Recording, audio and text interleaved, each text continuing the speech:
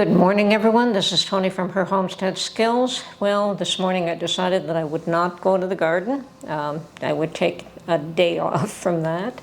And I decided to run a few other chores instead. So one of the things that I wanted to do was replenish my supply of meat in my freezer, specifically chicken, because Mark was looking for chicken to cook last night, and it looks like we had run out. And you know, you go through it's a chest freezer, and you have to sometimes dig through the bottom to find what you do or do not have. So I ended up going to Costco because I could buy chicken in bulk there, and that is what I was looking for. I didn't want to get just a few pieces. I did want to get enough that I don't have to think about it for a little while. And he was hankering for some chicken wings, because I asked him, well, what kind of chicken do you want? You know, and do you want breasts? Do you want drumsticks? Do you want legs? Do you want wings? And he said, oh, wings would be nice. And I said, okay. I know that whenever we go to out for something to eat that's light, that's not, you know, that's not a special occasion, he will have wings. So it's not something that I buy very often for home. So I did find a packet of chicken wings, and I picked that up, and I found a packet of clean breast meat, no bones, no skin. I prefer the one with bones and skin. I think it's a lot tastier when you roast that. But I did pick up some Swiss cheese the other day, well, last week. And if you slice chicken breast in half and put a little bit of Swiss cheese in the middle, it's really quite nice, actually. So I think that's what he was looking to make. But now that I have wings, I'll bet you any money he'll want to make wings tonight. So I did get breasts, wings, and drumsticks. And believe it or not, I paid just about $70 for those 3 packages. And it's disheartening how much food costs today. And yes, they will last for more than a few meals. It's not as though they'll be gone in no time at all. But it's just Mark and I. Now, if it had been a larger family, that would be, it wouldn't last very long at all, you know. I suspect if you have a family of, you know, 3 children to feed, and some of them may be somewhat teenage years where they eat a lot of food, it wouldn't last any time at all. And that's pretty scary for people today, that food is becoming almost a luxury, you know. And I have many times, you know, not bought the best grade of food just to be able to have quantity. Well, I wouldn't say that drumsticks are exactly the highest grade of chicken that you can get. So we're still doing a little bit of a balancing act on that. I have mostly stayed away from buying things like steak. I think Mark and I decided a little while back that we would get a package of steak, and that was quite the treat. And I won't buy steak without him because he's pretty particular about the choice of steak, to make sure that it is tender. And that has something to do with the amount of fat that runs through it. And since I'm not a big one on buying steaks, I make sure that he's with me if I have to do that. So we didn't get any steak today. But even a package of steak alone, you're going to pay a whole lot more than what I did for even those 3 packages there. So yeah, I think the one time where I did buy a package of steaks, it was well into $80. But we found that between the 2 of us, we could cut up 1 steak and eat it. So it wasn't so costly when you don't eat a huge quantity of it. But hamburger is more common. And 'tis the season for burgers, so nothing wrong with that either. And personally, I'm not a fan of hot dogs. Mark likes them. I can't stand them. So I sometimes get them the odd little small package for him to have some. But as well as the chicken that I did pick up, I also picked up a package of bacon from Costco, and actually we like the bacon from Costco. You get 4 packages, and they are the larger size package. They no shrinkflation in that. Whereas other stores, you don't get the same quantity and you don't get the same quality. So I'm quite happy with the bacon at Costco, and I probably will always buy it there as long as I have access to a Costco. And the other thing that I did buy a while back, and from Walmart, which was probably a mistake, I picked up some breakfast sausages for Mark. Now when we have bacon and eggs, I'm the bacon person, he likes the sausages. But he'll also have sausages and bacon. And I picked up some breakfast sausages for him one day, but they turned out to be flavored ones, maple flavored or something like that, and he wasn't too fussy about that.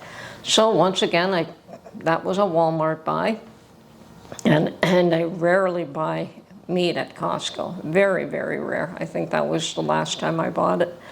And so I checked out Costco's, and sure enough, they had a package of breakfast sausages. Now, we did try to make them ourselves when we made our own sausages. Unfortunately, we could not find the casings for breakfast sausages.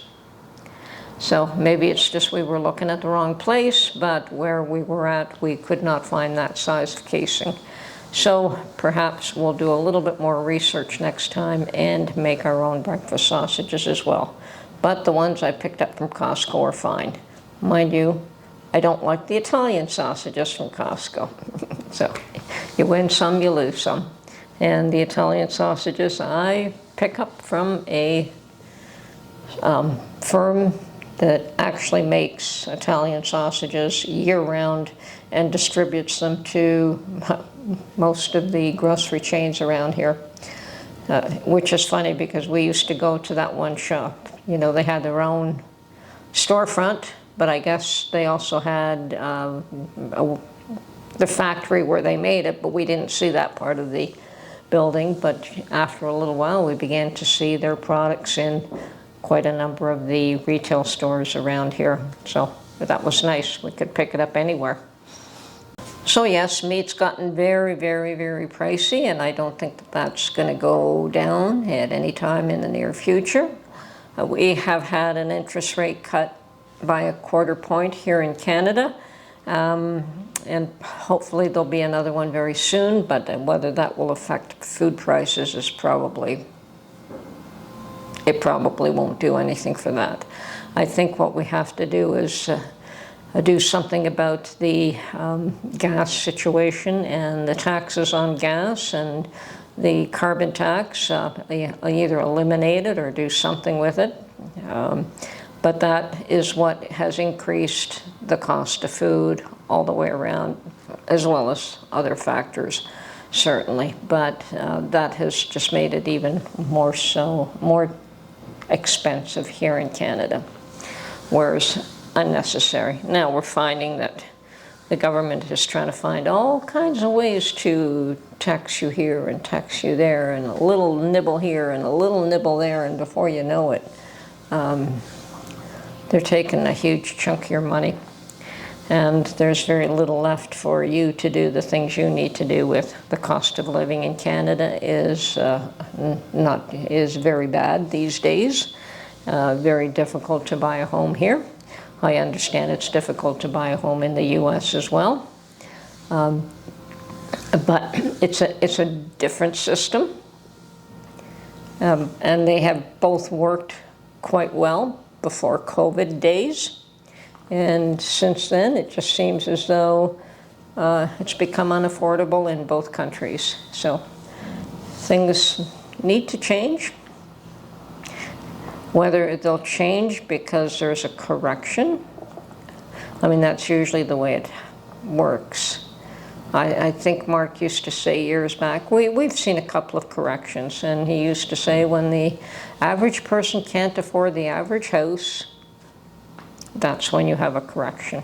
Because yes, people will buy their average house as a starter and then move up, 5, 10 years down the road, perhaps, and they will, if their income allows and their circumstances allow, they'll buy more than just a starter home. And so the younger folks can start with the starter home. But if the average person, the average income, cannot buy the average house,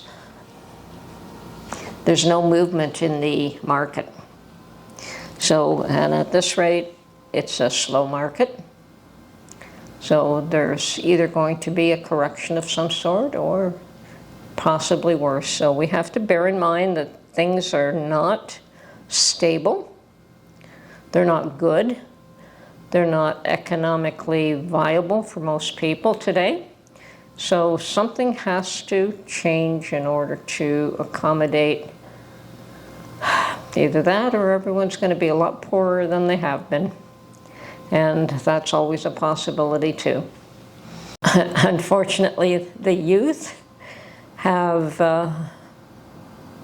learned that they can have pretty much anything they want, and it's going to hit them real hard when they find that they're finished school but they can't get a job, and they can't do this and they can't do that, and they're still living with mommy and daddy, and yeah, that's going to make things very difficult for some people, and it's going to be a major adjustment for these young folks if they don't learn to adjust before it hits them hard. But you know what? Most generations do go through hard times, difficult times, and they go through adjustments. I think that our parents' generation and their parents' generation went through much, much, much harder times than, say, mine have. I think my generation has been fortunate that we have seen very little.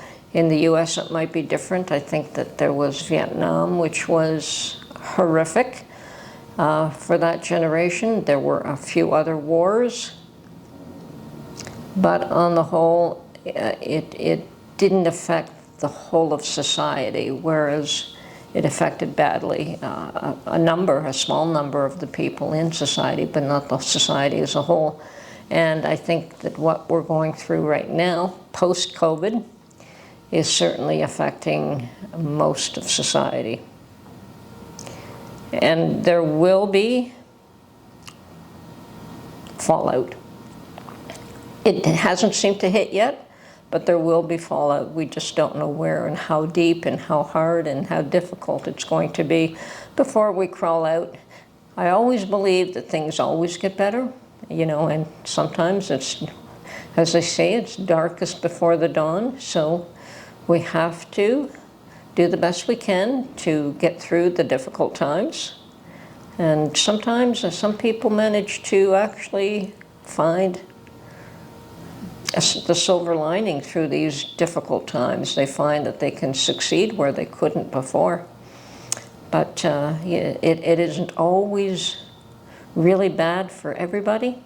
And sometimes you may be able to find that little niche where you can succeed, where those around you are not, and it happens. Not everyone feels everything exactly the same and suffers exactly the same. Perhaps you had prepared ahead of time and you can bear the storm that's coming a lot better than the next person who frittered away everything that they had.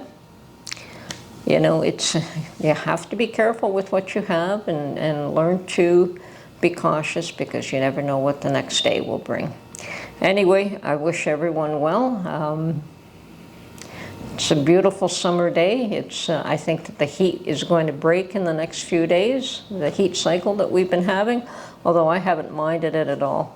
We've had a lot of heat and with it a lot of rain, and it's great for my garden.